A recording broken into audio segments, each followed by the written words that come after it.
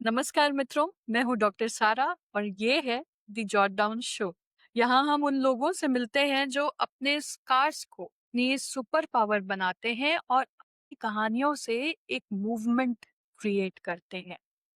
आज के गेस्ट एक ऐसे इंसान हैं जिन्होंने अपनी जिंदगी को एक मिशन बनाया है, एक mission of safety and empowerment. वो उन्होंने लोगों को सजग करने का एक बीड़ा उठाया है।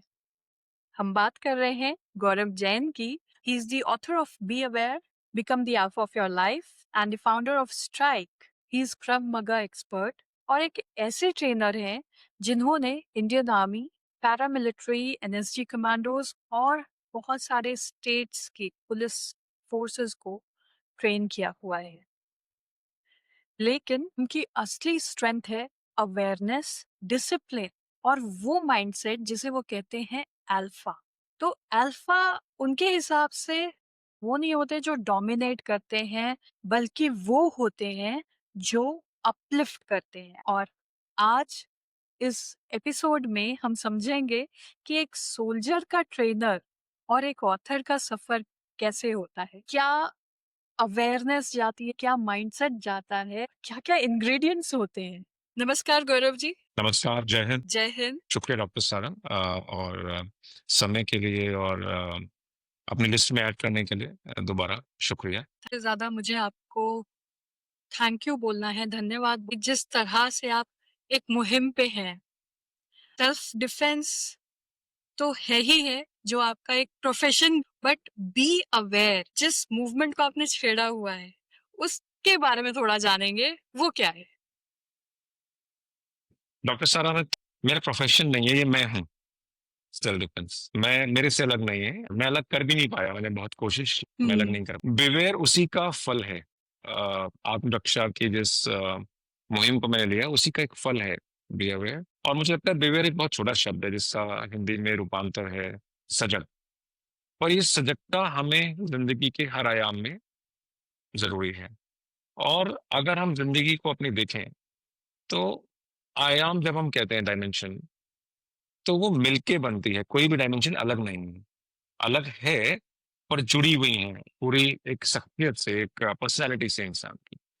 तो मुझे लगता है कि अगर हम सजगता की डायमेंशन को के आयाम को बढ़ा लें अपनी जिंदगी में, उससे ध्यान दें, तो बाकी सारे आयाम और अच्छे हो सकते हैं, बेहतर हो सकते हैं, बेहतर मुझे लगता है। मुझे एक चीज़ जानना है कि बी अवेयर का कोई ना कोई टर्निंग पॉइंट रहा होगा, जहाँ से आपको लगा होगा कि नहीं, हम इस बी अवेयर मुहिम को या इस मूवमेंट को एक डायरेक्शन देते हैं ना। आप ऑलरेडी स्ट्राइक को लेके काम कर रहे थे। So what was that turning point that led you towards be aware? बिल्कुल, देखिए strike is purely practical self defence, है ना, जहाँ हम सिखा रहे हैं लोगों को। बहुत अच्छे लोगों का साथ मिला है मुझे, मैं बहुत खुशनसीब हूँ। और अ, पूरे भारत में हम कोशिश कर रहे हैं कि एक कम समय में अच्छा हथियार लोगों को दे सकें आत्मरक्षा का भी, जो कि आत्मरक्षा सिर्फ शारीरिक नहीं, मानसिक भी है। ठीक है, अपने विचारों को भी कैसे मजबूत रखना है। बेवेर मेरे अंदर की कहानी है। ये मेरे अंदर बहुत बचपन मैंने गुजारा, अगर आपने किताब पढ़ी है तो आपको पता ही है कि बचपन बहुत अलग तरह से गुजरा है। कठिन नहीं कह सकता कि कठिन, सबका जीवन कहीं ना कहीं है। और अलग तरह के अनुभव हुए, बहुत खराब, कम खराब, अच्छे। उन अनुभवों से जो निचोड़ निकला और जिसने मुझे प्रेरित किया कि मैं इसी को अपना जीवन बना लूं, इसको सीखने सिखाने को, उसी अनुभव को मैंने कोशिश किया लोगों को बांटने का। अब क्या होता है, आपको बांटने के लिए एक माध्यम चाहिए, एक मीडियम। तो आपका एक ऑरा बन जाता है। तो लोग आपको एक फ्रेम में रख के देखते हैं कि हाँ, ये थोड़े कठोर होंगे या बोलना तो आज सिर्फ फिजिकल करें, ऐसा लोग हम मान लेते हैं। जैसे बहुत लोग नहीं जानते कि मैं पढ़ा लिखा भी हूँ, क्योंकि मैं एक फिजिकल ट्रेनर हूँ, तो लोग नहीं मानते कि मैं हल्के हल्के शब्दों में बता रहा हूँ, तो नहीं मानते। इसलिए मुझे लगा कि लिखना एक माध्यम हो सकता है। आप हर एक को अपनी कहानी नहीं सुना सकते, हमेशा कोई सुनने के लिए तैयार नहीं है, ना समय है। दूसरा, जो आपको एक आयाम में देख रहा है, जो आपको एक वाकई वर्क प्लेस पे देख रहा है, वो शायद आपका दूसरा पहलू ना, तो एक किताब के माध्यम से आप बहुत अच्छे से समझा सकते हैं। और यही मुझे लगा कि इसको लिखा जाए, अपने अनुभवों को लिखा जाए, ताकि लोग कुछ उनसे समझें, सीखें या फिर अपने साथ जो हुआ उसको कम से कम रिलेट कर पाएँ। और यहीं से शुरुआत हुई और लिखना कुछ था और लिखते-लिखते वो बड़ा होता गया। आपने अभी बोला कि दूसरा पहलू भी दिखाना। तो जहाँ तक मैं जानती हूँ, जब मैंने किताब पढ़ी और एक जो शुरुआत है दैट यू वर इंट्रोवर्ट, वहाँ से ये जो दूसरे पहलू की अभी आप बात कर रहे हैं, वो जो जर्नी आपने दिखाई है किताब में, वो क्या है? देखिए जर्नी सफ़र सफ़र यानी कि एक बिंदु से दूसरे बिंदु तक पहुँच, है ना? वो एक मानसिक भी हो सकता है और एक फिज़िकल जर्नी भी हो सकती है। हर एक के लिए मुकाम का डेफ़िनेशन अलग-अलग, किसी के लिए पैसा है, किसी के लिए नाम, किसी के लिए शोहरत। किसी के लिए सिर्फ़ एक अंतर्द्वंद है जिससे वो बाहर आना चाहता है। एक लड़ाई है जिसको वो जीतना चाहता है या चाहती है अपने अंदर। तो मुझे लगता है कि जो मेरी जर्नी है वो एक लड़ाई, एक युद्ध था। और शुरू में जब युद्ध आपके ऊपर थोपा जाता है तो आपको लगता है कि मेरे साथ ही क्यों? कोई भी युद्ध है, कोई भी प्रॉब्लम्स कह सकते हैं। तो युद्ध को मेरा मानना है, अगर थोड़ा संदि-विच्छेद करें तो बहुत सारे प्रॉब्लम एक साथ आना युद्ध मान लेते हैं। तो जब मुसीबतों से सामना होता है हमारा तो हमें लगता है कि मेरे साथ ही क्यों? पर समय के साथ जब आप लड़ते चले जाते हैं, तो आपको एहसास होता है कि इस युद्ध ने आपको रूपांतरित कर दिया, आपको ट्रांसफ़ॉर्म कर दिया। और शायद यही ट्रांसफ़ॉर्मेशन की जर्नी मैंने बुक में लेके हमने युद्ध की। और इसी में मुझे एक लाइन याद आ गई बहुत अच्छी, रामधारी सिंह दिनकर जी की, कि युद्ध नहीं जिनके जीवन में, वो तो बड़े अभागे होंगे, या तो प्रण को छोड़े होंगे या फिर रण से भागे होंगे। तो अगर आपके जीवन में कोई युद्ध नहीं है तो आपका जीवन थोड़ा-सा मामूली है। आपके हिसाब से युद्ध की परिभाषा क्या है? थोड़ा डीप में जाए तो जो मुझे लगता है वो लगता है कि हम का हमारा जो जन्म हुआ है वो युद्ध लड़ने के लिए ही हुआ है। पिछले पिछले जन्म में मैं मानता हूँ पुनर्जन्म को, सबकी अपनी-अपनी मान्यता है, मेरी मान्यता है कि हमारा जो उद्देश्य है उसके लिए हम पैदा हुए हैं, कुछ एक उद्देश्य है। हम पहले उसको ढूँढते हैं और फिर उसको पूरा करने का प्रयत्न करते हैं और नहीं कर पाते तो फिर दोबारा एक साइकिल में वापस जन्म लेते रहते हैं। ऐसा मेरा मानना है, बहुत लोगों का मानना है, बहुत लोगों का नहीं भी मानना। तो मेरे लिए जो आपका उद्देश्य है जीवन का वही युद्ध, या फिर उस तक समझना वो युद्ध है। क्योंकि मनुष्य जीवन अगर थोड़ा स्पिरिचुअली देखें तो वो बना ही आपको बेहतर बनाने के लिए है। और मुझे लगता है कि बेहतर अगर कुंदन होता है और हीरा होता है तो वो प्रेशर में, आग में जलकर ही बनता है। तो मेरे हिसाब से युद्ध की परिभाषा अपनी कठिनाइयों को झेलते हुए, समझते हुए आगे बढ़ते रहना ही युद्ध। युद्ध में कठिनाइयाँ आती हैं और आप पूरे लगन से उस कठिनाइयों को पार करने की कोशिश करते हो। पर उस टाइम पे आपकी वीकनेसेस भी सामने आती हैं कि कहीं न कहीं आपकी वो कमज़ोरियाँ आपको याद दिलाती हैं कि तुम नहीं कर पाओगे, है ना? तुम आगे नहीं बढ़ पाओगे। भले ही वो आपके इनर इनर कॉन्शियस की आवाज़ हो या फिर आपकी सोसाइटी की आवाज़ हो, वो एक वीकनेस बन जाती है कहीं। How do you see that? इतनी अच्छी बात कही आपने। युद्ध को अगर मंथन मान लें, मैं बार-बार आपको ना पुराने रेफरेंसेस दे रहा हूँ, थोड़े पुराने, क्योंकि वो इतने इतने फिट होते हैं हमारी बातचीत में। समुद्र मंथन सब जानते हैं। अब समुद्र मंथन में क्या-क्या निकला? विष भी निकला और अमृत भी निकला, है ना? भयंकर राक्षस भी निकले और देव भी प्रकट हुए। तो जब भी आप युद्ध करेंगे तो युद्ध में आपको अपना कौशल भी नज़र आएगा और अपनी कमज़ोरी भी नज़र आएगी। और उसी को आप एक्सेप्ट करते हुए, उसको सँवारते हुए, उसको अपनाते हुए आप आगे बढ़ते हैं। यही उस युद्ध का सार है कि आप अपने आप को पहचान रहे हैं। हम चाहते क्या हैं? आप किसी से भी बात करें जो थोड़ा-सा भी जागा हुआ है, जिसको बोलते हैं जागृत है, वो कहेगा मुझे अपने आप को जानना है। सब उसी जर्नी में है, कोई किसी रास्ते में, कोई किसी धर्म के रास्ते में। सब हम लोग जानना चाहते हैं, पर मुझे लगता है कि वो जानने का जो रास्ता है, वो किसी न किसी उद्देश्य को पूरा करते हुए ही मिल सकता है। और वो उद्देश्य यानी कि आपका युद्ध, अपना युद्ध। और जब समुद्र मंथन की बात कर रहे हैं, तो समुद्र मंथन में सबसे पहले विष आया था हलाहल। ऐसे ही क्या लाइफ के भी युद्ध में और पड़ावों में होता है? बिल्कुल होता है, बुक का रेफ़रेंस लेते हैं, तो सबसे इंसान को सबसे ज़्यादा क्या होता है दूसरे इंसान पे? भरोसा। और सबसे ज़्यादा क्या टूटता है? भरोसा? भरोसा। इंसान सबसे ज़्यादा करता भी है, टूटता भी है। हर बार कहता है, "अब नहीं करूँगा, अब नहीं करूँगी।" भरोसा। फिर हर रिलेशनशिप, हर कार्य, हर जो भी हम करते हैं, वो भरोसे से ही शुरू होता है, राइट? तो मुझे ऐसा लगता है कि जो हलाहल विष है और जो अमृत है, वो दोनों भी भरोसे के ऊपर हम रख सकते हैं। तो किताब में आप देखेंगे रेफ़रेंसेस हैं कि मैंने दोस्ती, फ्रेंडशिप ना, तो किस तरह से आपको आघात लगता है कि हाँ, ऐसा भी हो सकता है, जिसको आप जिगर का प्यारा समझते हैं, जीवन भर की कसमें खाते हैं, फ्रेंड्स फॉरएवर, बट हो जाता है ऐसा कुछ। फिर जिसको आप गुरु मान लें, अगर वही आपका अंगूठा माँग ले तो अलग बात है, गर्दन माँग तो क्या करेंगे? तब आपके ऊपर है कि आप एकलव्य बनेंगे या क्या बनेंगे। बट ये सब भरोसे में शामिल है कि आप कितना कर पाते हैं, कितना टूटता है और फिर दोबारा कितना कर पाते हैं। किस पे कैसे पता चले कि किस पे भरोसा किया जाए? मुझे लगता है कि आप किसी इंसान पे अ, सिर्फ़ एक ही कंडीशन में भरोसा कर सकते हैं। सिर्फ़ एक कंडीशन, अगर आपको अपने ऊपर भरोसा है। इंसान को जितना भरोसा अपने आप के ऊपर होता है ना, उतना ही वो दूसरे के ऊपर कर पाता है, ऐसा मुझे लगता है। कभी भी आप नाप के देख लीजिए, जितना कोई सक्षम है तो उसे मालूम है कि इतना तो मैं झेल लूँगा, इतना मुझे भरोसा खुद पे है कि मैं इस सिचुएशन को, इस इंसान को हैंडल कर लूँगा। कुछ हो भी गया तो देख लूँगा। आई थिंक यही भरोसा। कभी आप देखें कुछ लोग हैं जो बिल्कुल किसी पर ट्रस्ट नहीं कर पाते, कभी आप उनसे जानिए वो अपने ऊपर भी ट्रस्ट नहीं करते। They are not responsible for their actions और their words in a nutshell. तो फिर दूसरों के क्या कर पाएँगे? अपने पे भरोसा कैसे करें?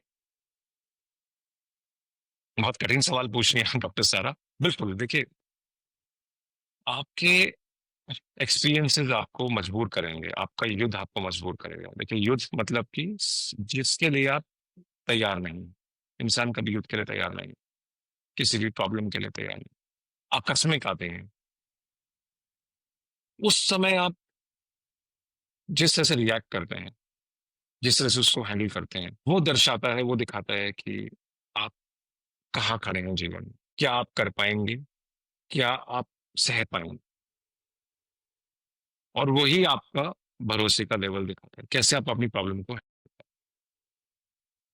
तो ये अपने आप टेस्ट कर सकते हैं अपने आप को। आप देखिए लोगों को, अगर आपको दूसरों को टेस्ट करना हो और उनको प्रॉब्लम दे दें, किसी को पैसे की, किसी को डर की, तो आप देखिए वो कैसे रिएक्ट करते हैं। और आप समझ जाएँगे कि अपने आप पे कितना है उनको और आप कितना कर सकते हैं उन पे। है ना? एक बहुत पुरानी कहावत मैं ज़रूर कहूँगा इस लाइन को कि दोस्ती को चेक करने का बहुत बड़ा उदाहरण है। सच्चा दोस्त एक बार उधार माँग के देखिए।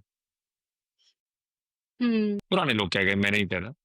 तो सच है। या फिर अ, सच्चा मित्र वही जो मुसीबत में काम आए। So call a friend when you are in need. तो आपको समझ में आ जाएगा 10 में से किस पे आप भरोसा कर पाएँगे। And same with you, whom you are standing with. How do you react when someone is falling or someone needs help?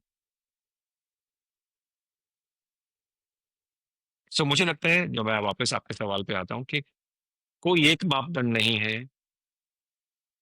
इंसान की पर्सनैलिटी के, बहुत सारे आयाम हैं। उन सब आयामों से मिलके कोई भी जैसे भरोसा अ, किसी को बोलते हैं कि बहुत बहादुर है बहुत डरपोक है, वो सारे आयामों से मिलके बनता है। Different reactions and different scenarios make up that personality. Can we say कि ये एक one of the self defence की टेक्निक्स भी है? अगर हम पे बिल्कुल, भरोसा है तो हमारे अपने आप बिल्कुल, पे? बिल्कुल, बिल्कुल सही बात बोली आपने। अगर कितना भी ताकतवर शस्त्र हो आपके पास, अस्त्र शस्त्र जिससे दुनिया तबाह कर सके, बट अगर आपको अपने ऊपर भरोसा नहीं है, आप उससे इस्तेमाल ही नहीं कर पाएंगे कभी,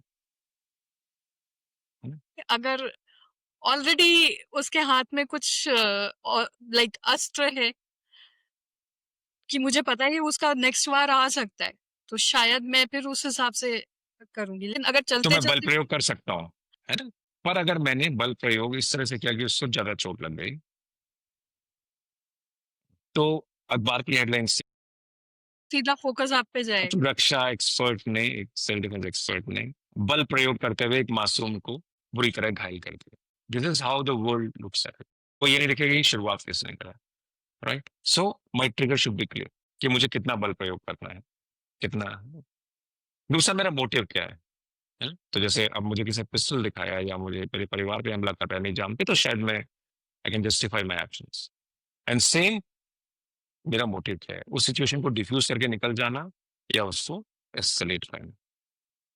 तो जब तक मुझे लगे, I think is the prime responsibility, जब तक मुझे लगे मैं सिचुएशन को डी एस्केलेट कर सकता हूँ, मैं इसको कंट्रोल कर सकता हूँ, should never use unnecessarily my powers. So I think this answers your question. For any leader, for any one, you may have powers, but how you use them makes you the true leader and not misusing them. And if you look around the world, people who have misused their powers have actually destroyed a not so better place. This reminds me one of the incidents that you have written in your book कि आप अपनी family के साथ कहीं जा रहे थे and in the car and someone started chasing you and instead of taking like reacting you started driving towards the nearest police station. What was that? फिर एक रेफरेंस देता हूँ आपको। मेरे पास ऑप्शन था उनसे लड़ने, पर कभी भी आप देखिए युद्ध, जो लड़ाई है, फिजिकल कॉन्फ्रंटेशन है, उसमें बहुत सारे पहलू होते हैं। जैसे पहलू ये है कि अभी आपने ही कहा था कि मैं थप्पड़ मारा, मैंने उसे ठीक से पिटाई कर, बट मैं देखना भूल गया कि उसकी जेब में चाकू है, किसी मोमेंट उसने चाकू निकाल के मुझे मार दिया था। आयाम बदल गया ना, एक पहलू बदल गया लड़ाई का। उसी में उसका दोस्त आ गया, उसके पास पिस्टल था, तो अल्टीमेटली जिस चीज के लिए मैं लड़ाई शुरू करनी जान गया प्रॉब्लम से बचने के लिए, उसी में मैं खुद फंस गया। So this is something no पहलू है लड़ाई का जो आपने रेफरेंस दिया किताब में। तो मैं जाता हूँ वापस श्री कृष्ण के पास, कि उनके पास चक्र था। दर्शन वो चक्र। चाहते तो महाभारत का युद्ध ना होता, वो सब सॉल्व कर देते, सिर्फ उनको चक्र को आज्ञा देनी थी, सुदर्शन जी को आज्ञा देनी थी। और उन्होंने स्ट्रेस संभाल नहीं किया, वो फिर भी उसको एक प्रोसेस के हिसाब से करते हुए, राइट? सारी सेना भी उन्होंने कौरवों को दे दी, पर फिर भी वो धर्म के साथ खड़े रहे। यही अगर रेफरेंस देखिए, मेरे पास ऑप्शन था उनको बुरी तरह घायल करने का, मारने का। ऑब्वियसली मेरी प्रायोरिटी थी मेरे परिवार को बचाना, मुझे बट फिर भी मैंने चूज किया एक सही रास्ता, कि यहाँ पुलिस स्टेशन जाके उसको रिपोर्ट किया जाए। उनको मैंने चोट पहुंचाई जरूर, क्योंकि उन्होंने मुझे जरूरत पर इतनी की वो बचे रहे। And that was the right way to go to a police station and report, rather than becoming a false hero on the road and do something which can of course damage them, or if it turns ugly can damage me and my family। तो शायद गीता में इसका उल्लेख बहुत बार है कि बलवान होने से कुछ नहीं होता, विवेक होना बहुत जरूरी है। तो in nutshell, when I mention this in book and I implement this in my trainings also, कि कभी भी आप जो भी सीख रहे हैं उसका मिसयूज ना करें। कभी करेंगे तो फिर आप में और जिनके खिलाफ आप करें उन्हें कोई फर्क नहीं रहेगा। This reminds me of another example पे आपने अपने ही ट्रेनिंग लाइक उन्होंने आपको शायद बताया था कि how he saved his father and sister from the goons. So yes, वहाँ पे विवेक और बल दोनों ही था। बिल्कुल। बिल्कुल, और देखिए एक और एलिमेंट था सरप्राइज। एक लड़की थी 18 साल की, और परिवार के साथ जा रही थी ट्रेन में, छोटी बहन, पापा, मम्मी, और उसने 2 साल से ट्रेन कर रही थी हमारे साथ। और जब आई थी तो बहुत ही, मैंने बुक में भी लिखा है, बट मैं रेफर कर रहा हूँ क्योंकि आपने छेड़ा, तो बहुत ही कमजोर और बहुत ही, जिसको बोलते हैं ना, शालीन और दबे हुए बच्चे, जो उस बच्ची थी। और जब उसके पिता पर हमला हुआ, तो जब उनको लगा तो लड़कियां क्या ही कर लें, और उसने जो चोट पहुंचाई, अपने पिता को ना सिर्फ बचाया, और वही विवेक का काम लेते थे कि बहुत ज्यादा चोट ना पहुंचाकर फिर रेलवे पुलिस को बुलाकर ट्रेन में सफर कर रहे थे, उनको उनके हवाले कर दिया। बट उसने मुकाबला किया, और देखिए कितनी सारी चीजें कि का सारांश है कि लड़की थी, लड़ी भी, अपने लिए नहीं, अपने परिवार के लिए भी, अच्छा एग्ज़ाम्पल सेट किया, सिचुएशन को अच्छे से हैंडल किया और बल और वेग दोनों का इस्तेमाल। और यही शायद सेल्फ डिफेंस का सार है कि आप जब मौका हो तब अच्छे से अपने परिवार की, अपने देश की सुरक्षा कर पाएँ।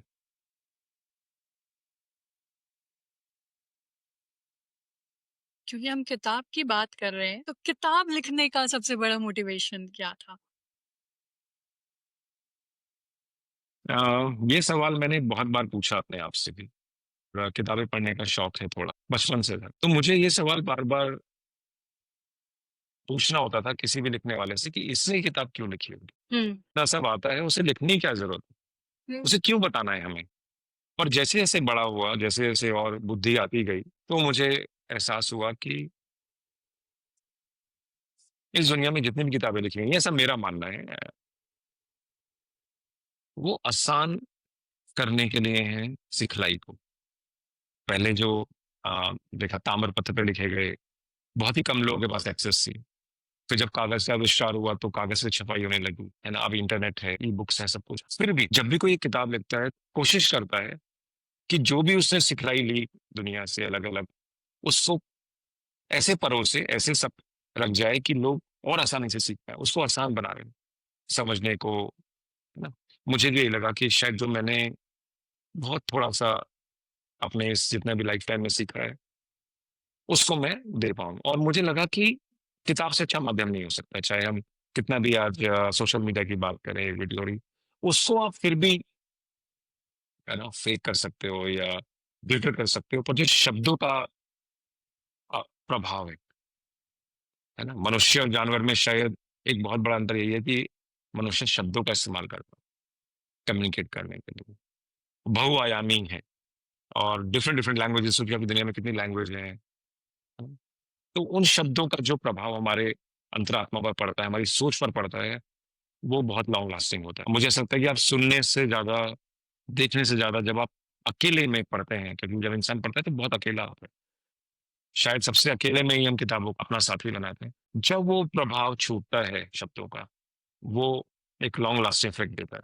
तो मुझे यही प्रेरणा मिली कि अ, इतनी सारी पढ़ी हैं, तो एक छोटी-सी कोशिश मैं भी करके देखता हूँ और बस। और इसी से मुझे याद आया कि आपने एक बहुत पहले से ही किताबों को अपना दोस्त बना लिया था। एक ऐसी है जिसने बहुत ज़्यादा प्रभाव डाला आपके लाइफ़ पे और लाइफ़स्टाइल दोनों पे। देखिए, बहुत सारी किताबें हैं, किसी ने कितना डाला, किसी ने कितना डाला। मैं I can name a lot of them. Munshi Premchand की मैंने बहुत किताब कहानियाँ पढ़ी। सूरज का सातवाँ घोड़ा मैंने पढ़ी। हमेशा लगता है कि हर इंसान को एक किताब ज़रूर पढ़नी चाहिए। I read to lose everything by Jeff Keller. बहुत छोटी-सी किताब, है ना? मैंने आपकी भी किताब पढ़ी, हुँ, बाद में पढ़ी, पर पढ़ी ज़रूर, उल्लेख करता हूँ। पर जिस किताब ने मुझे सबसे ज़्यादा बदला, वो थी श्री भगवद गीता। धन्यवाद, क्योंकि उसको मैंने एक बार नहीं पढ़ा, उसको मैंने 7-8 बार पढ़ा और अभी भी जब मन करता है तब मैं उसको उठाता हूँ। बहुत लोग बात करते हैं उससे, पर मुझे ऐसा लगता है कि जैसे आप हो वैसा ही वो आपको अपनाती है, कि ग्रंथ है वो, और उसको आप जितनी बार पढ़ते हैं आपको तो एक जो 2 भय हैं हमारे जीवन के सबसे बड़े, एक मृत्यु का भय जो सबको होता है, चाहे कोई कितना ही नकारे, और एक कर्म का भय कि कर्म क्या है? What are my action?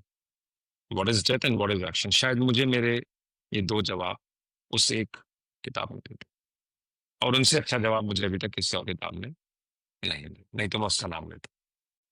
जब आप किताब लिख रहे होते हैं, तो ऐसा मेरा मानना है कि बहुत ज़्यादा क्लैरिटी आती है और कुछ आयाम आपको अपने आप रिवील होते हैं। Did that happen to you? Definitely जब देखिए आप विचार अपने रखते हैं, तो आपके वो विचार और पक्के होते हैं, मज़बूत होते हैं। हुँ। आप जानिए जितना हम सोशल होते हैं, अपने बातें रख समाज से कहते हैं, कितनी बड़ी ऑडियंस से आप कहते हैं, उतने आप उस पे विश्वास करने लग जाते हैं मज़बूती से। और शायद यही मेरे साथ हुआ कि जो भी मैंने किताब में लिखा, मेरा उस पे विश्वास और 6 गुना हो। जिस ये मिशन में, जिस लक्ष्य में मैं बिलीव कर रहा था, जो मुझे लगता था कि मुझसे अलग नहीं है, लिखने के बाद मुझे एहसास हुआ यार वाक़ई में नहीं, यही मेरा जीवन। तो आप अपने आप को अच्छे से परख पाते हैं जब आप अपने विचारों को शब्दों में उतारते हैं, किसी भी मामले में, शब्दों में या अ, के भाव-भंगिमाओं से प्रस्तुत करते हैं, तो आपका उसमें विश्वास बढ़ता जाता है। तो यही मेरे साथ हुआ। मेरा कॉन्फिडेंस, मेरा विश्वास, मेरा इस जीवन की सुंदरता पर विश्वास, क्योंकि इतना सब सहने के बाद अगर आप किताब को पढ़ेंगे, इतना सब देखने के बाद भी अगर आप खड़े आज मुस्कुरा रहे हैं, तो मतलब पृथ्वी सुंदर है। हाँ, जो हुआ वो हुआ। युद्ध था, तो जो भी कठिनाई आए उसको मैं युद्ध की तरह लेता हूँ और युद्ध लड़ने की कुशलता हासिल करता रहता हूँ। कुशलता हासिल करता रहता हूँ रोज। नया युद्ध, नई कुशलता, नई प्रॉब्लम, नया सॉल्यूशन। क्योंकि पुरानी प्रॉब्लम से तो आप सीख गए हो लड़ना। हर बार नहीं आएगी, हर बार आप नया सीखिए, और यही जीवन है। तो जिस दिन युद्ध खत्म, उस दिन आप खत्म। तो अब युद्ध नहीं है तो ढूंढ लीजिए। अपने लिए खत्म हो गए तो समाज के लिए ढूंढ लीजिए, उनके लिए लड़िए, पर लड़ते रहिए। सो आपकी लाइफ में सबसे ज़्यादा कौन-सा ऐसा पॉइंट आया जहाँ पे लगा कि अब बस अब हो गया, पर फिर निकलने की एक पावर अपने आप आई, even after achieving that much? So actually कहूंगा कि वो जो मोमेंट था जब मैं हवाई जहाज के उस इंसिडेंट से बच के आया, उसी में मैंने अपना हेड शेव किया। मतलब बस ये सबसे प्यारी चीज़ थी मेरी, वो सबसे ज़्यादा प्यार बालों से था, और मुझे लगा मैं क्या दूँ? और इतना विवेक था कि यार ये पैसा-वैसा तो मेरा नहीं है। प्यार मुझे, अगर मैं मानूँ कि आत्मा के बाद शरीर है, तो शरीर में सबसे अच्छा क्या है? इससे मुझे प्यार रहना चाहिए अपने बालों से। अब मुझे लगा कि अब नहीं तो कब? तो मुझे लगा उस दिन ही मैं मर गया, वाक़ई मर गया। बहुत कुछ मेरे अंदर मर गया। हाँ, जिसने जन्म लिया वो बहुत खूबसूरत। So that was the biggest turning point, I think I stick to that. बहुत ब्रीफली हुआ। अब वो ऐसा कहते हैं ना कि बच गए तो क्या ही बताएं, मर जाते तो पता लगता। तो अब बच गए तो बच गए, तो जो आपने उस समय में कुछ सेकंड में एहसास किया, वो आप ही समझ सकते। I think that was the biggest point कि अब नहीं तो कब। या सो इट्स लाइक कि जब आप दुनिया को फेस करते हैं, भी प्रॉब्लम हो दुनिया को फेस करते हैं, so how do you face that? वो माइंडसेट किस तरह का होना चाहिए? या कोई भी परेशानियां आती है, क्या माइंडसेट होना चाहिए? एक अंग्रेजी का एक छोटा सा एक सेंटेंस है, उसको समझ सके तो कि one day at A time, one problem at A time. हमें शिष्य ने इतना मजबूत बनाया है कि हम किसी भी तरह की प्रॉब्लम का सामना कर सकते हैं। आप देखिए हज़ारों उल्लेख हैं, इतने लोगों के जो कॉमन से कॉमन लड़ जाते हैं, लोग शेर से लड़ जाते हैं, सड़क चलते, किसी का जीवन बचा लेते हैं, कितनी-कितनी प्रॉब्लम्स को झेल जाते हैं, ठीक है? पर अगर वो अगर हम उसको एक पर्सपेक्टिव में देखें, जब इकट्ठी प्रॉब्लम्स आती हैं, तो शायद हम थोड़ी देर के लिए अटक जाते हैं। पर अगर हम ये मान लें कि हाँ, ये सॉल्व होगा, हाँ, ये दिन गुज़र जाएगा, तो हम उसको बड़ी आसानी, तो फिर हमारा दिमाग एक अलग तरह से सोचना शुरू करता है कि हाँ, इसका सॉल्यूशन है, बस ढूँढना है। हाँ, ये दिन खराब है, बहुत खराब है, पर गुज़र जाएगा। देन यू आपके अंदर कुछ ऐसा है जो शांत हो जाता है, और जब आप उस शांत प्रकृति में होते हैं, तो दुनिया में कोई ऐसी प्रॉब्लम नहीं जिसका आपके पास सॉल्यूशन है। तो one day at a time, one problem at a time, 1 hour eight a time, उससे कितना भी छोटा कर लीजिए। बिल्कुल सामने खड़ी है मुसीबत, 1 minute at a time. Something this is something that I also believe, one step at a time to rise and shine. पहला स्टेप क्या होना चाहिए अगर कभी कोई ऐसी अम, विपदा आ जाती है, कुछ ऐसा unknown fear, what should be the one step? आप हँसोगे, मैं बताऊँगा आपको। मेरा है ना इसलिए, आप मुझसे पूछ रहे हो तो मैं अपना बताऊँगा। बिल्कुल। तो मेरे को मन में आ रहा है, अब आएगा मज़ा। आपने पूरा उसका एनवायरनमेंट चेंज कर दिया, आपके जस्ट एक सोच में, अब आएगा मज़ा।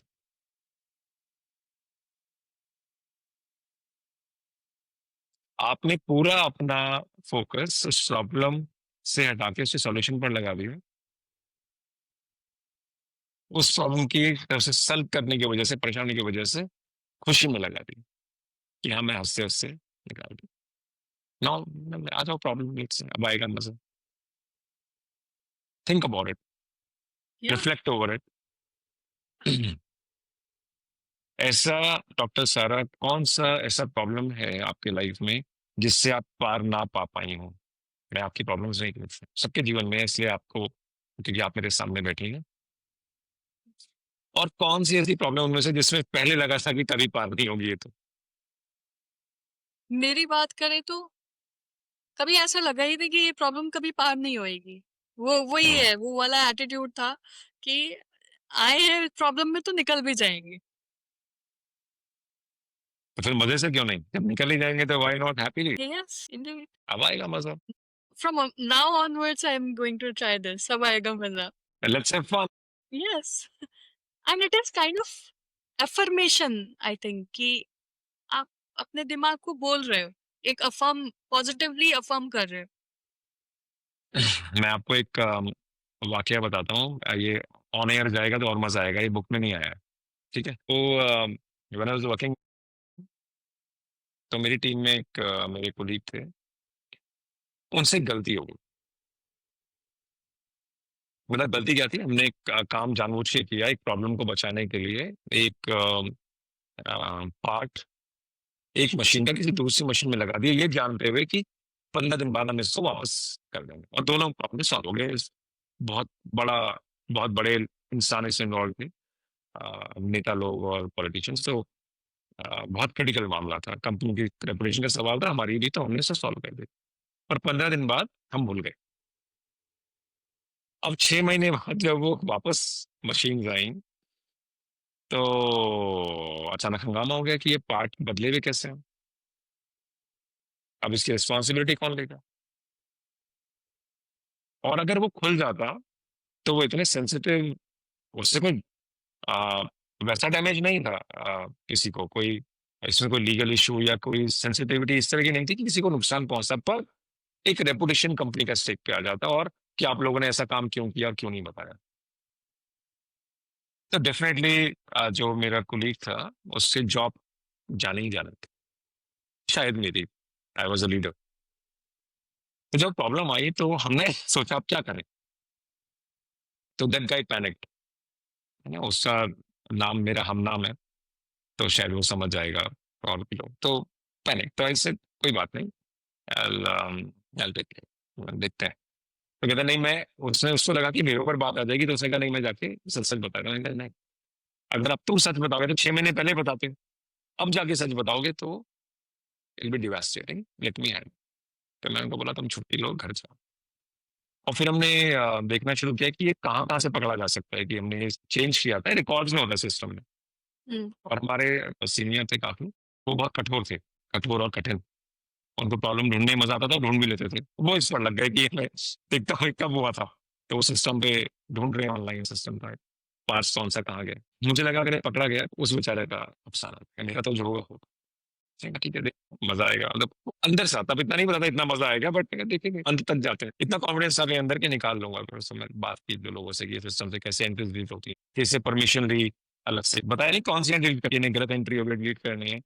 आप मानेंगे कि जैसे फ़िल्मों में दिखाते हैं ना, क्लाइमेक्स होता है कि हुँ, एक हुँ। दूसरे सिस्टम में बैठ के उस गलती को ढूँढ रहे हैं, एक यहाँ से उसको मिटा रहे हैं, सिर्फ़ 4 सेकंड का फ़र्क। अगर 4 सेकंड में मैं डिलीट नहीं करता तो उनको मिल जाती, पर वो यहाँ से डिलीट हो गई। तो मज़ा है, आज भी मैं ऐसे खुशी से बताता हूँ। सो ऐसे बहुत सारे वाक़यात हैं। ज़िंदगी में जो आपको फिर अफ़र्म करते हैं कि हाँ, मुसीबत आई थी और उस टाइम अगर हम हार मान लेते या कुछ और करते तो शायद रिज़ल्ट्स कुछ और होते। शायद बदनामी होती या, पर मुसीबत के समय अगर आप ये मान लें कि हाँ, देखा जाएगा एंड मज़ा आएगा, लेट्स लेट्स सॉल्व इट। तो मतलब आपको इस तरह से बता सकता हूँ कि इस जो machines they belong to very two very high profile people and both were equally solid. One was a business tycoon and one was a very senior position in government. And we did that.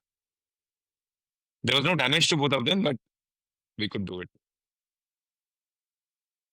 So I have this question, I have to ask this कि हम जानते हैं paramilitary NSG commandos सबका mindset like mentally tough, physically tough तो है ही है, they are mentally tough. So when you are training them, what goes into that mind? ये आपने बहुत बढ़िया सवाल पूछा। देखिए मैं या कोई भी कॉम्बैट ट्रेनर कर रहे हैं, तो हम अनार्म्ड कॉम्बैट जिसको बोलते हैं, वो एक बहुत ही छोटा हिस्सा है किसी भी आर्मी ट्रेनिंग, पुलिस ट्रेनिंग, पर कामयाब हिस्सा है, बहुत इंपॉर्टेंट हिस्सा भी कह सकते हैं। उसकी स्पेशलाइजेशन हमारे पास, all policemen, all commanders are very tough. They go through very rough training, very good hands. ये जो स्किल है ये उनके पूरे स्किल सेट में एक और डायमेंशन जोड़ देती है। अगर मैं आपको थोड़ा सा खुल के बताऊं तो they are very good at fighting skills, जज्बा, देश के लिए लड़ना। वो जो कॉम्बैट स्किल है, this is more of how to use your fine motor skill, gross motor skill in hand to hand combat situations. जब आप उसको सीखते हैं, जब आपको लगता है बिना हथियार के आप बहुत अच्छा लड़ सकते हैं और इफेक्टिवली लड़ सकते हैं, लड़ सकता है हर कोई, बट इफेक्टिवनेस, राइट? और किसी प्रॉब्लम को आप बहुत जल्दी, फिजिकल असॉल्ट प्रॉब्लम को बहुत जल्दी सॉल्व कर लेंगे, 3 से 4 सेकंड में दुश्मन को गिरा सकते हैं, मल्टीपल अटैकों से लड़ सकते हैं, हथियारों का सामना कर सकते हैं। देखिए वो भी इंसान, हम, मुझे एक बात कहते थोड़ी कठिनाई महसूस होती है कि हम हमेशा सोचते हैं कि हमारे सोल्जर्स, हमारे पुलिस जो हमारा प्रोटेक्शन करती है, हमारे लिए लड़ती है, उनका काम है, ये नहीं उनका काम नहीं है, वो चूज करते हैं। हुँ। काम बहुत है इस दुनिया में, they choose this, they are volunteer for this. लोग डिबेट करते हैं, no they get salaries, they get, no, they still choose this, they still choose this difficult life, challenging life, right? We should have respect for them, number one. Number two, putting your life at stake is not easy. कहते बहुत लोग हैं, but जब समय आता है तो भीड़ भाग जाता है, right? So they are selected few who do that. Definitely, it brings a lot of honor training to them. And who are they? They are among us, young boys and girls adopting for army for only one thing. They want to protect our country. They want to protect our republic or independence. हमें इतनी मुश्किल से हासिल हुआ वो Republic और independence, हम बाकी लोग, we made that country. Country is by people only. So बहुत ही ऑनर की बात होती है और बहुत ही अच्छा लगता है, और हम उनको एक्सपेक्ट करते हैं जब एक फौजी वर्दी को देखते हैं या पुलिस वर्दी को कि नहीं, ही इज द वन और she is the one, but it at the same time it is our responsibility, वो हमारे साथ इतने से करते हैं, तो why not? And I think this is the best which motivates me and which keeps me progressing in this area, as a life and as a profession, as a mission, कि मैं कुछ उनको ऐसा दूं जो उनकी जिंदगी थोड़ी और बढ़िया हो जाए और बढ़िया मजबूत हो जाए। In contrast, you have trained lots of common people also. So how does that go? I'll say when we say common, it is, we all are uncommon, by the way, People but like this us, common yeah. is, they like us, the different, reactions. People, we always classify ourselves कि लड़ना मेरा काम नहीं है, लड़ना police का, मैंने भी बोला, सेना का काम है, पुलिस का काम है, सरकार का काम है, देख, नहीं। 300 साल पहले कोई पुलिस नहीं था,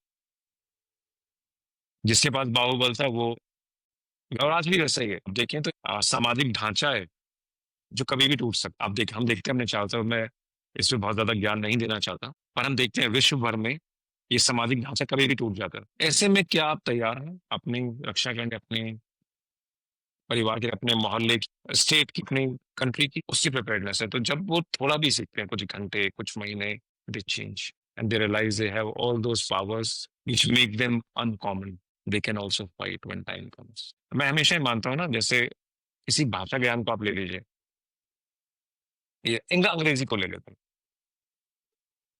किसी को अंग्रेजी में अपना नाम भी लिखना आ जाता है ना, तो उसके चेहरे की चमक देखिए आप। किसी को सेंटेंस बनाना आ जाता है तो उसकी चमक देखिए। कोई रेलवे के बोर्ड ही पढ़ ले किसी और भाषा में तो कितना अच्छा उसको लगता है।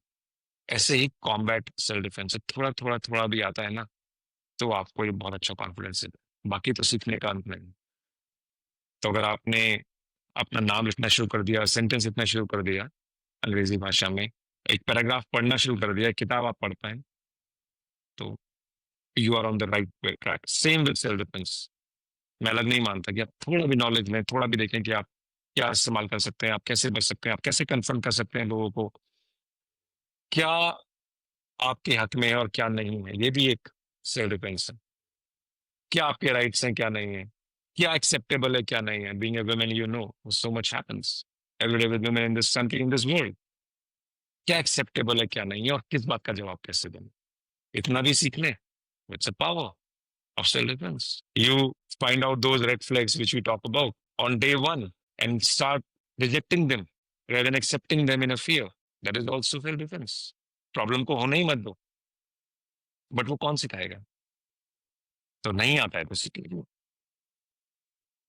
And that's, I think, we are playing a vital role in making people physically capable to fight and mentally aware, be aware. And since you mentioned it, be aware. What is the difference between beware and be aware? Good one. Beware is Savdhan. Be aware with a A is Sajat. Being aware about your capability, about your surroundings. Beware is a खौफ, हमेशा का एक डर है, एक अनिश्चितता, एक unexpected problem की तरफ ध्यान है। जबकि बी अवेयर उस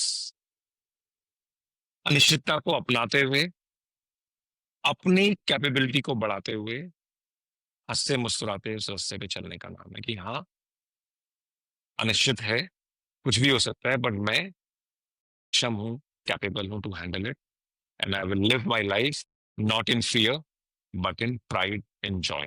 I think that is the biggest difference between being beware and being be aware. And when you wrote be aware, होता है ना कि हमें हम कुछ भी अच्छा करने जाते हैं तो क्रिटिसिज्म भी फॉलो करता है। सो when you wrote be aware, उसके बाद क्या हुआ था? Like did you get criticism, did you get praises, what kind of criticisms did you get?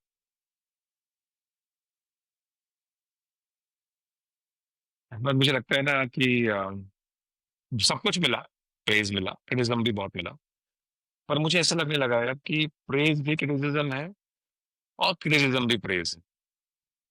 किताब लिखने का उद्देश्य था प्रेज और क्रिटिसिज्म में ना पढ़कर कि लोग उसे पढ़ लें। तो मैं लोगों से एक ही सवाल पूछता हूँ, आपने पढ़ी? कहते हैं, हाँ। बस अब आप कुछ भी कहिए, उससे मुझे फर्क नहीं पड़ता है, आपने पढ़ ली, यही मेरा उद्देश्य। अब आप उसमें से क्या उठाते हैं उस मंथन से, विष या अमृत, वो आपकी चॉइस। बुरा लगा, बहुत बढ़िया, अच्छा लगा, बढ़िया, उसके लिए मैंने नहीं लिखी थी। My purpose was solely to write what I know, let people decide. हाँ, अगर जाए तो तारीफ बहुत मिली कि कुछ सेंसिटिव लिखा, कुछ सीखने को मिला। मैं भी कॉमन मैन ही हूँ, अब कॉमन मैन को कौन पढ़ना चाहेगा? तो लोगों ने पढ़ा, सराहा, रिलेट किया, और कुछ लोगों ने कहा नहीं ये तो कुछ भी नहीं है, ये सामान्य बातें हैं, तो जीवन में होती रहती। सामान्य ही बातें तो हमें याद दिलाने की जरूरत होती है सामान्य लोगों को। पर ये कितना असामान्य है। अगर हम सामान्य बातों से, सिंपल बातों से सीख जाते जीवन, तो कितना अच्छा होता है, बट वो तो होता नहीं। हमें कोई इंसिडेंट चाहिए होता है, कोई एक्सीडेंट चाहिए होता है जगाने के लिए, कोई,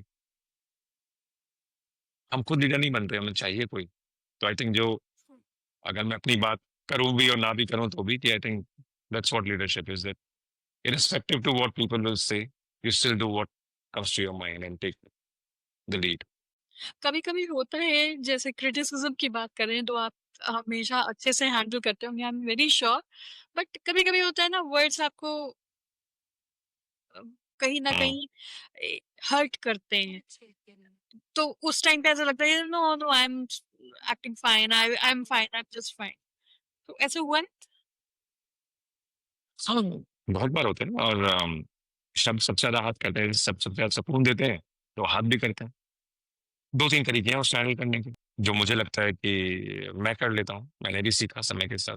तो पहला है 10 मिनट रूल, मैंने बनाया जीवन में कि मेरे जीवन में किसी भी चीज के लिए जो मुझे पसंद नहीं है, 10 मिनट से ज्यादा की जगह नहीं है। तो 10 मिनट मुझे बुरा लगेगा, लग सकता है, पुट अप टाइमर, सल्व करो, गाली दो, कोसो अपने आप को, मैंने क्यों किया, नहीं करना था। 10 मिनट का अलार्म बस से ही फिर दोबारा मन करे अगले दिन फिर 10 मिनट उठा लो, बट 24 घंटे में से 10 मिनट उसको प्रोलॉन्ग ना करें, पहला। दूसरा एक सिंपल सी बात है, जैसे अ, कोई हमें बहुत प्यारा होता है ना, चाहे जानवर ही, हम सब जानवरों से प्यार करते हैं, कोई किसी से, कोई किसी से। जैसे तोता ही है, तो तोता बहुत अच्छा मीठा बोलता है, मन लगाए रखता है। एक श्वान है, कुकुर, डॉग, उसको हम है ना रखवाली करते हैं, हमारी प्यार करते हैं हमेशा। बट जब वो अपनी एक छाप छोड़ता है अपनी, जैसे तोता बीट करता है या डॉग होता है वो पॉटी करता है, तो क्या हम उसको भी संभाल के रखते हैं? बट वो तोता और कुत्ता तो हमें जान से प्यारा है, बिल्कुल। हम उन चीजों को नहीं संभालते हैं, तो फिर हम किसी अपने प्रिय की अगर कोई कड़वी बात है तो उसको क्यों संभाल के रखते हैं? उसको भी ये माने कि ठीक है, ये सब कुछ अच्छा है इसमें, ये एक छोटा सा पार्ट है जो अच्छा नहीं लगा मुझे, बाहर उसे साफ कर दिया जाए। उसको साफ करने के अलग अलग तरीके हैं, हम झाड़ू दे दें, पानी गिरा दें, थोड़ा परफ्यूम डाल दें, है ना, तो ये हम अपने मन के साथ भी तो कर सकते हैं। ऐसा तो नहीं है कि हम उसे गंदगी फैलाने के लिए जीवन भर छोड़ देते हैं या बात नहीं करते। ये भी एक तरीका है। तो अपने विचारों को क्यों मैं किसी की वजह से दूषित करूं? तो विचारों से ट्रांसफॉर्मेशन आता मुझे नहीं लगता किसी और बात से आते हैं, बिल्कुल अडिग हूं मैं इस बात के ऊपर, कोई है ही नहीं वहां। आत्मा जो है सिर्फ विचार ही है। अब देख लीजिए, अभी आप एक नेगेटिव थॉट लीजिए अपने मन में, स्टार्ट अ सीरीज, एक पॉजिटिव लीजिए, स्टार्ट अ सीरीज। किसी ने बुरा सोचना शुरू करिए तो आप उसकी जान ले लेंगे अभी 10 बार। अच्छा सोचना करेंगे तो आप शायद उसको कहाँ पहुंचा लो। एंड सेम एज यू, विचार ही है। ट्रांसफॉर्मेशन की परिभाषा क्या है आपके हिसाब? मुझे ऐसा लगता है कि एक नियंत्रित निरंतर प्रक्रिया है, ट्रांसफॉर्मेशन तो हो रहा है, जीवन से मृत्यु एक ट्रांसफॉर्मेशन वो हो ही रहा है सबका। उसको आप कैसे खूबसूरत बनाते हैं अपने हिसाब से, वो रियल ट्रांसफॉर्मेशन। ये होगी सतही बात। अब इसके ऊपर आते हैं कि अगर मुझे लगता है कि जीवन में मुझे एक बहुत अच्छा कॉम्बैट ट्रेनर बनना है, विचार है, अब इसको मैं इम्प्लीमेंट कहाँ कर रहा हूँ? मैंने इम्प्लीमेंट नहीं किया, तो ये विचार ही रह गया, मेरे साथ मर गया। तो मैंने शुरू में क्या बताया था कि वापस कभी ना कभी किसी न किसी जन्म में फिर वापस आ जाएगा। तो जो जो मन में आ रहा है, जो जो आपके युद्ध में प्रकट हो रहा है, उसको आप अपनाते जाएं, उसको लड़ते जाएं, उस उद्देश्य को पूरा करते जाएं। जो जो उद्देश्य पूरा कर लेंगे उससे अधिक फिर नया आ जाएगा। पर जब तक आप पूरा ही नहीं करेंगे तो नया भी नहीं आएगा। आप इकट्ठा कर लेंगे कि हाँ मुझे XYZ ABC करना था जीवन में, बट मैं कर नहीं पाई। उससे अच्छा कि आप ए उठाएं और उसमें थोड़ा कार्य करें, बी उठाएं थोड़ा कार्य करें, सी को खत्म ही कर दें 15 दिन में। This is transformation, completing your objectives, achieving your goals constantly. For me, that is transformation. The moment you start doing that, the moment you learn that lesson कि हाँ मेरे को अपने उद्देश्य पूरे करने हैं, मेरे को किसी की वजह से नहीं रुकना है, I think that is what transforms you. Then you become unstoppable. Yeah. So you rightly mentioned completing your goals and achieving your objectives constantly. Constantly. Constant. And books bring transformation. बिल्कुल, Writing or किताब वही लिखते हैं। हम्म? दोनों इंसान वही किताब आज तक, I can guarantee you, doctor सारा प्रूव मी रॉन्ग, उसने कम से कम 100 किताबें पढ़ी, उससे पहले तो विचार ही नहीं आएगा। Hmm. दूसरा, जो लिख गए, सोचो आप अपने एक किताब पढ़ी, उसने 1000 पढ़ी थी, उसने 1000 का सार दे दिया। कितना महान कार्य किया किसी इंसान ने, आप उसको नकार नहीं सकते। तो ट्रांसफॉर्मेशन तो आएगा ही आएगा। आप एक पढ़ लीजिए, आप आनंद मठ, आपके नसों में उबाल आ जाएगा। पढ़ लीजिए आप महात्मा गांधी की कोई किताब या नेहरू की कोई किताब या किसी की भी जो एक महान हस्ती जिसको हमने एक दर्जा दिया, आप बदल जाएंगे, विल नेवर बी सेम। तो जिसने इतना जीवन में संघर्ष किया है, जितना इसने पढ़ा है, वो सारा उसने किताब में डाल दिया। आप कभी सेम रह ही नहीं पाएंगे, there will be transformation.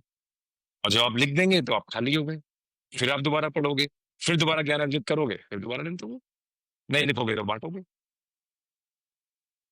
That is again part of the transformation. This is going to be very interesting question I want to ask you कि क्या लिखते से एक ऑथर को, एक लेखक को वो ही क्लैरिटी और स्ट्रेंथ मिलती है जो एक फाइटर को ट्रेनिंग के दौरान मिलती है? बिल्कुल बिल्कुल। एक और अंग्रेजी की लाइन है, जो कॉम्बैट, सेल्फ डिफेंस और जीवन के हर आयाम में लगती है कि in theory there is no difference between theory and practical. In practical there is, I repeat, theory में, थ्योरी और प्रैक्टिकल में कोई फर्क नहीं होता, दोनों सेम होते हैं। बट इन प्रैक्टिकल होता है, थ्योरी प्रैक्टिकल अलग अलग होता है जब प्रैक्टिकल का समय आता है। ट्रेनिंग में भी यही है कि जब तक आप उसका प्रैक्टिकल नहीं करते, बार बार आजमाते नहीं हैं, बार बार सिनेरियोज में नहीं जाते हैं, आप नहीं सीख पाएंगे। Same with the books, writing. When you write, then actually you test your belief. Then actually you test your thought process while writing. Then it is tested on every aspect कि हाँ ये सही भी है। सोचता था मैं कुछ, जब मैं लिखने बैठता हूँ तो वो पत्थर की लकीर है, वो छप गया तो छप जाएगा।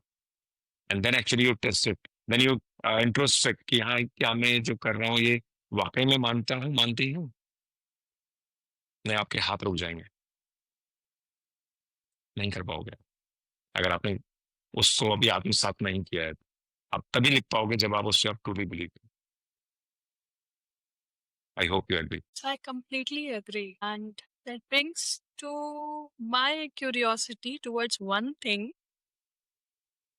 Since you are into self defense और जो आपकी एक आपका मूवमेंट है, बी अवेयर, उन लोगों के लिए क्या एक संदेश दोगे या उनको exactly through this podcast what do you want to say to them? बहुत अच्छे रेफरेंस है मेरे पास, है ना, क्योंकि वो रेफरेंसेस हर कोई जानता है, इसलिए मैं देता हूँ। कि सबके साथ बुरा हुआ है कभी ना कभी, या होगा। जब वो इंसान रूप में आए, या जब वो ये माना, तो क्या उनके पास सच नहीं थे? आपसे भयंकर प्रॉब्लम। सीता माता को धरती में समाना पड़ा, जंगल में जीवन काटना पड़ा, राज रानी होते हुए दुष्ट उठा के ले गए, है ना, राक्षसों के बीच रहे। द्रौपदी का चीरहरण हुआ उसी के परिवार के बीच में, उसी के परिवार द्वारा। परिवार ही था ना, उससे ज्यादा हुआ आपके साथ। तो फिर काहे को आप, जब उन्होंने लिख दिया, उन्होंने पूरी दुनिया को बताया कि हाँ हमने ये देखा, पर हम इससे मूव ऑन हुए, हम इससे ग्रो हुए, हम इससे सीखा, हमने अपना बदला लिया, हमने आपको मजबूत बनाया। तो फिर आपकी प्रॉब्लम क्या है? Share it. If you can't share it, stop crying about it. If you can't stop crying about it, talk about it. But if you will not talk about it, you will keep sulking. And here I want to put one specific line कि कुछ mentees, कुछ students आते हैं मेरे पास जो कहते हैं, students, I am not talking about जो कॉलेज में पढ़ रहे हैं, I am talking about my Jordown ventures से जो एसोसिएट होते हैं, okay, somewhere they are into that victim mode and they want to highlight that story as a victim as well, where जॉर्डाउन में हमने एक सिद्धांत बना रखा है कि हम किसी को भी नेगेटिव लाइट में नहीं पोर्ट्रे करेंगे, बिकॉज जैसे ही नेगेटिव लाइट में हम किसी को पोर्ट्रे करते हैं, देखो इतनी सारी नेगेटिविटी है दुनिया में, why we are contributing into that negative light, why can't we go into a positive note? So what do you have to say to them, specifically them जो अपने आप को अभी भी ठीक है, एक फेज़ आया होगा या ऑलरेडी उस फेज़ से गुज़र रहे हैं। I agree and I hope you also have gone through and faced such people या उनका आमना-सामना होता रहता है। आप बहुत सारी कहानी सुनते हो। मेरे से कहीं ज़्यादा आपने वो कहानियाँ सुन रखी हैं। तो what do you want to say to them specifically to them? उनसे मेरा ये कहना है कि जब किसी सफ़र पे जाते हैं, बस, ट्रेन, हवाई जहाज़, पैदल, तो कितना सामान बाँधते हैं? क्या आप पैदल जाते हुए 50 किलो बाँधते हैं? या ट्रेन में जाते हुए 200 किलो? या हवाई जहाज़ में तो रिस्ट्रिक्शन है। तो जीवन में अगर आगे बढ़ना है, तो छोड़ते जाना है। अगर आप सब बाँध लोगे, तो नहीं चल पाओ। तो हाँ, बुरा हुआ, बहुत बुरा हुआ, पर आप मरे नहीं, जीवित हो। और अगर आपकी आत्मा ज़िंदा है, अगर आपका शरीर ज़िंदा है इस लाइफ़ टाइम में, तो आपसे ज़्यादा महान कोई नहीं है। तो छोड़ दो वो सामान।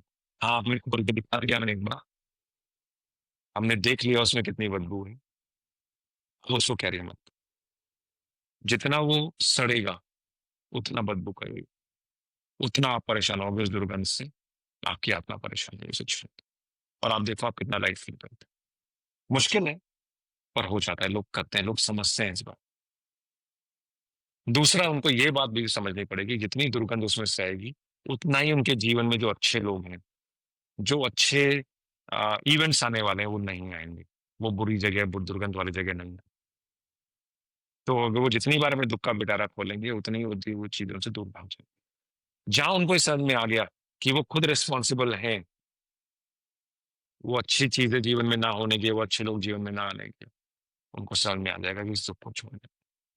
क्योंकि इस दुर्गंध को देख के गंदी एनर्जी ही आएगी, बैड एनर्जी ही आएगी, बुरी बातें और आएँगी।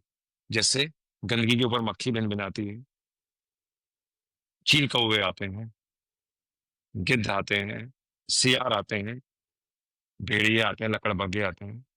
आपको क्या चाहिए? और जब कोई अच्छी वस्तु है तो उससे अच्छे जानवर, अच्छे इंसान, अच्छे विचार अपने आप आए। तो आप उसको एक दिन ऐसा मानो कि आज के बाद बस, वो जीवन में हम नहीं ला सकते, उनके वो खुद लाएँगे, बट हम उनको बता सकते हैं कि ये दिन, ये मोमेंट के बाद, और आप देखिए, जितना उस गंदगी से वो दूर हो जाएँगे, उतना आगे बढ़ेंगे, उतना ही वज़न कम हो जाएगा। मैं आपको एक और एग्ज़ाम्पल देता हूँ, है ना? हवाई जहाज़ में आप यात्रा कर रहे हैं, आपका एक बैग खो गया। ट्रेन में चोरी आप क्या कर लेते हो? कुछ भी नहीं। थोड़ा दिन रोते हो, फिर भूल जाते हो। बहुत अच्छे कपड़े थे, मम्मी की दी हुई साड़ी थी, पापा का दिया हुआ कोट था, जान से प्यारा था, चला गया ना। अब थोड़े दिन सोचते हो, फिर भूल जाते हो। विचार भी ऐसे हैं, कठिनाइयाँ भी ऐसी हैं, दुःख भी ऐसे हैं। दिखेंगे नहीं, तो भूल जाओ। लेकिन गड़बड़ आप बार-बार बैठोगे तो और भयंकर हो जाएँगे। इतना ही कहना था मुझसे। And with this, I want you to fill in the blanks one of the sentences. I used to hide my dash. Now I dash. I used to hide my fear, and what was the second line? Now I dash I used to hide my fear, and now I showcase it with pride. with pride. And if you have to tell all the listeners here कि आपके life का एक मोटो जो आपने शायद book में भी लिखा हो या अभी आप जी रहे, व्हाट इज दैट? मुझे हमेशा लगता है कि मेरे जीवन का उद्देश्य था कि इस जीवन में, अपने इस जीवन काल में, कुछ ऐसा कर जाऊँ जो अपना नाम कमा जाए। मैं झूठ नहीं बोलूँगा कि नाम की भूख नहीं है। और कुछ लोगों को प्रेरित कर जाऊँ कि वो मेरे जाने के बाद उस मोर्चे को आगे बढ़ाते रहें। ये मेरे जीवन का उद्देश्य है, क्योंकि मैं सबका टाइम लिमिटेड है, we are all a temporary. Once we start believing that we think in a different way. तो मुझे ऐसा लगता है कुछ हद तक मैंने कर लिया है, पर बहुत कुछ करना बाकी है। The second part of this is, जो मैंने बुक जहाँ पे मैंने खत्म की थी, वो लाइन थी, आरंभ है प्रचंड। उस आरंभ को जितना छोटा हम करते जाएंगे जीवन में, यानी कि मेरे शब्दों में, tomorrow morning is a new beginning, next 1 our is a new beginning. हम लोग अपनी अचीवमेंट से, अपने किए हुए कामों से इतने ज्यादा उत्साहित होते हैं कि पुरानों का उल्लेख इतना कर देते हैं कि नया करने की गुंजाइश नहीं बचती, उनका ढोल बजाते रहते हैं। मुझे ऐसा लगता है जो कल तक आपने किया था वो डूबते सूरज के साथ इस सृष्टि का पार्ट हो गया, अब आपका नहीं रहा, अब नया करो। उसी तरह से करो या किसी और तरह से करो, बस कुछ नया करते रहो, रोज रोज कुछ नया आरंभ करो। जो कल था वो चला, बुरा भी गया पर अच्छा भी गया, उसको आप महसूस कर सकते हो, बट उसके उसका ढोल नहीं बजा सकते रोज की। हाँ, मैंने आज से 5 साल पहले एक अच्छा काम किया था, मैं वही हूँ, नहीं आप वो नहीं हो, वो गया, आज कुछ कर, फिर अपने आप को उससे तोलना। मुझे नहीं लगता कि कितना ये समझ में आया, बट अगर हम ये आत्मसात कर लें तो शायद हम बहुत ज्यादा प्रोग्रेस कर सकते हैं, बहुत ज्यादा अचीव कर सकते हैं जो हम करना चाहते हुँ। हैं। आज क्या पढ़ा, आज क्या किया, आज क्या लिखा, आज कहाँ ट्रेन किया, कल तक जो किया वो गया है, आज। और इस पॉडकास्ट को देखने के बाद कुछ लोगों के मन में सवाल ये ज़रूर आएगा कि आपके हाथ में क्या लिखा हुआ है? आई थिंक दोनों हाथों में लिखा हुआ है। क्या लिखा है और क्यों? दिखा देता हूँ ये, जो जीवन में सीखा वो लिखवा लिया। तो पहला जो मैं खुद हूँ, मैं पढ़ देता हूँ कि अहिंसा परमो धर्म, धर्म हिंसा तथा वचा। जैन धर्म में जन्म हुआ, तो ये लाइन तो बचपन से ही पढ़ी थी कि अहिंसा परम धर्म, नॉन वायलेंस, चीटी भी नहीं मारी जाती हमारे यहाँ, जमीन पे देख के चला जाता है, मन दुखाना तो बहुत दूर की बात है। पर जब दूसरी लाइन का मतलब समझ में आया कि धर्म हिंसा तथा वचा, यानी कि अहिंसा परम धर्म है, पर धर्म के लिए हिंसा अहिंसा से भी बड़ा धर्म है। और धर्म की परिभाषा क्या है, रिलीजन से नहीं है। धर्म है अपने आप को बचाना, अपने लिए बचाने के लिए हिंसा करना, अपने विचारों को बचाने के लिए, अपने परिवार को, अपने देश। तो ये मुझे बहुत अच्छा लगा, तो मैंने इसको लिख पाया। The second one is, let's see it closely, so Sanskrit का एक श्लोक है, न अभिषेको न संस्कारो सिंहस्य कृते मदा, विक्रमाजित राजस्य स्वमेव मगेन्द्रता। तो ये उसका सेकंड पार्ट है कि विक्रमाजित राजस्य स्वमेव मगेन्द्रता। इसका हिंदी अनुवाद ये है कि जंगल में जो शेर होता है, ना उससे कोई माला पहनाई जाती है, ना उससे कोई अभिषेक करते हैं बाकी जानवर कि आप किंग हो। वो अपने पराक्रम से, अपने जज्बे से राजा बनता है। That means in English, you don't need anyone's validation to be your own king in your own life। आप लोगों से पूछ के नहीं बनोगे, तो जो करना है आप करिए, आप अपने राजा खुद हैं। श्योर। एंड आज की जनरेशन को आई थिंक यही मैसेज एक्सेप्ट करना बहुत इम्पोर्टेंट। जी बिल्कुल, no validations, yes, no valid. You are sufficient, you are संपूर्ण। And that is something that makes them real people in this world full of fakeism, the theme of our entire podcast. So we are inching close towards the end of our episode of the Jot Down Show. And हमने कुछ 9 सवाल हैं. So I'm going to ask you some questions जो कि आपको within seconds reply करना है, और one word, ज्यादा से ज्यादा एक sentence, उससे ज्यादा नहीं. Okay, Okay? I'll try, let's shoot। Okay, so the first question is one word that keeps you grounded. मैं अकेला नहीं हूँ, हजारों लोग हैं दुनिया में। And since we are talking about Kuber, abundance साथ में चलती है when there is wealth. So one word that symbolizes abundance for you. Happiness. Next question is one word that's your battle cry. आपके युद्ध की गुहार क्या है? जो लड़ सका है वही तो महान है। And one word for fear. ये भी मैं ही हूँ, मेरा डर मैं ही हूँ। One word for patience. अथाह सागर है, डूब जाओगे, इतना है।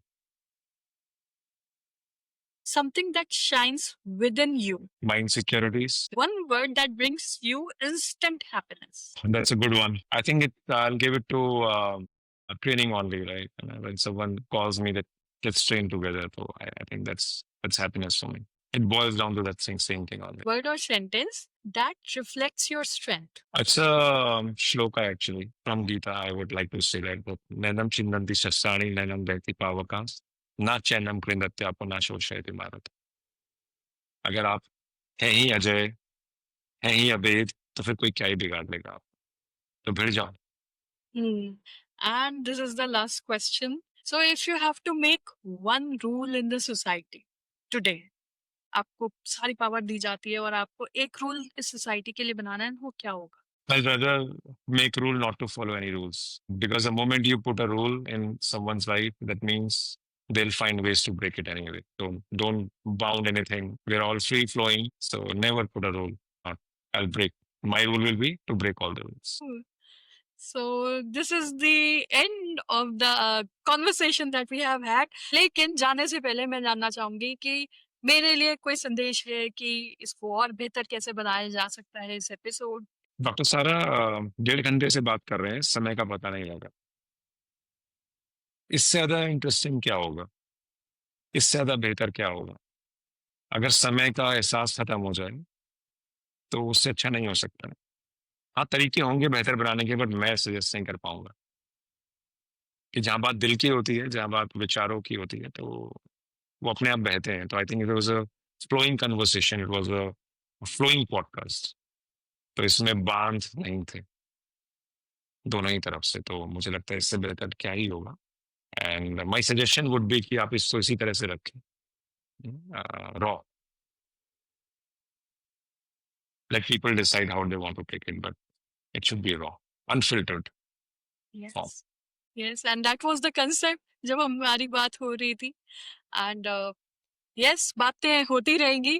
तब तक हम अपने दर्शकों को भी बता दें कि yes, we enjoyed the entire session and thanks a lot Gaurav ji show पे आने के लिए और हम सभी से एक बुद्धि, विवेक, बल सभी आयामों पर बात करने के लिए. Thank doctor you. सारा, बहुत बहुत शुक्रिया. और चमकते रहिए. ऐसा कुछ करेगी जो देश भी, आप कर रही हैं ऑलरेडी, देश भी आगे बढ़ता रहे. Thank you again. जय हिंद. जय हिंद. आज हमने एक ऐसे इंसान से बात की जो सिर्फ सेल्फ डिफेंस नहीं सिखाते, वो हमें अपनी जिंदगी का अल्फा कैसे बनना है वो सिखाते हैं. गौरव जैन हमें याद दिलाते हैं कि आपका बाहुबल सिर्फ बाहरी रूप से नहीं बल्कि आपकी विवेक में भी है.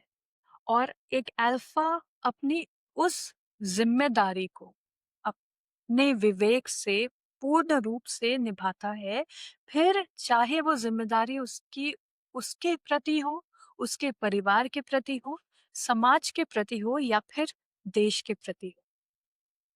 अगर आपको इस कॉन्वर्सेशन ने कहीं ना कहीं इंस्पायर किया तो कमेंट्स में अपना सबसे बड़ा टेक अवे जरूर लिखिए. और आप किन्हें इस शो पर देखना चाहते हैं उनका नाम भी ज़रूर लिखिए ताकि हम उन्हें अपने इस शो पे बुलाने की और उनकी थॉट प्रोसेस को आप तक पहुंचाने का पूरा प्रयास करें. Till next time, write boldly, live honestly और याद रखिए, be aware, be alpha, be you. नमस्कार.